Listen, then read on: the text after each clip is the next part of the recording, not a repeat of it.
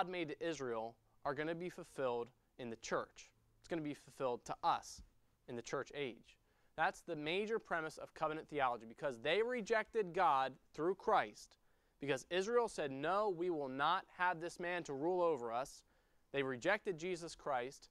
Then God cast them aside, and now he is only going to work through the church, and he'll fulfill these promises somehow spiritually. We are what we would term dispensationalists, which means that we believe that God has dealt distinctly with people throughout history, that different groups of people are dealt with differently and distinctly. In other words, we believe that if God promised something to Israel, God will fulfill his promise to Israel. And if what we see in verses 10 through 14 have not come to pass, then those days have to be coming. They are yet in the future. They can't be completely negated. I appreciate covenant theology's desire for continuity, for understanding the people of God, but they're missing the Lord's overarching plan, and that still includes Israel. I think as we look at, I'm not one to just look at events, current events, and say, aha, I see the Bible prophecy right here. But it's amazing how God is bringing things together. And over the past 50 years even, we have seen God do some miraculous things with the people of Israel. They weren't even a nation before the mid-40s, the late 40s, and yet God brought them out. And it's amazing to see what he is doing and how he's accomplishing his will. And in his overarching plan, one person comes to prominence. And look at that in verse number 15. We can't end this without looking at Jesus Christ. Even in this Old Testament passage, in those days and at that time will I cause the branch of righteousness to grow up unto David, and he shall execute judgment and righteousness in the land. In those days shall Judah be saved, that is, they'll be delivered, and Jerusalem shall dwell safely. Has that ever happened from the time Jeremiah wrote until now? No, it has not. But God promised it will during the millennial kingdom when the branch of righteousness grows up. It says, Jerusalem shall dwell safely, verse 16, and this is the name wherewith she shall be called, the Lord our righteousness. For thus saith the Lord, David shall never lack a man to sit upon the throne of the house of Israel. Neither shall the priests, the Levites, want a man before me to offer burnt offerings and to kindle meat offerings and to do sacrifice continually. Understand, God is working all of these things out to bring himself glory, to bless his people, and to glorify his Son. I am amazed as I studied through the book of Revelation.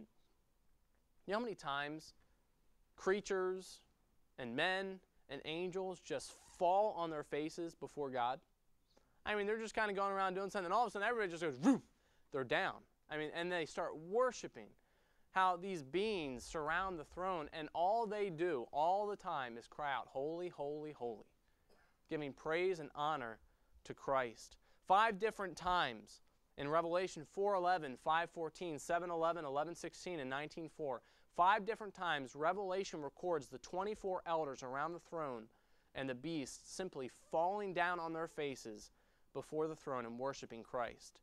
This is God's ultimate plan. That is, if we can just take a step back, that is his overarching plan for everything. Glorifying himself and glorifying his Son. And it doesn't belittle the trouble and the trials that we face, but it does bring us to a question of, am I willing to submit myself and what I think God owes me to that overarching plan?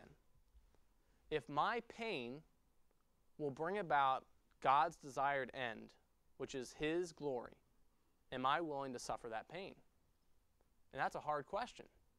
That's something that we really have to wrestle with.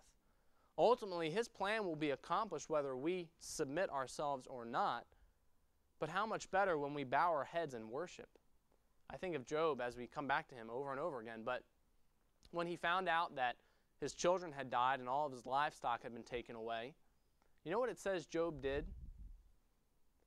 It says after he heard these things, he bowed his head and he worshiped. And he said, naked came I out of my mother's womb, and that's just how I'm going to return.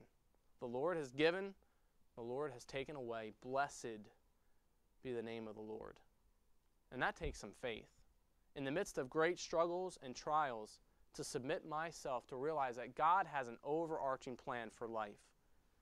And yes, there are great joys that He provides to me, but yes, there may be times of great struggle, heartache, and pain. And I need to come to a place where I submit myself and say, Lord, my needs are not the most important thing in this life. What I want to happen is not the most important thing in this life, but your glory is. And I'm going to submit myself, even in the midst of heartache and trouble, and recognize that you are God and allow you to accomplish your will in my life.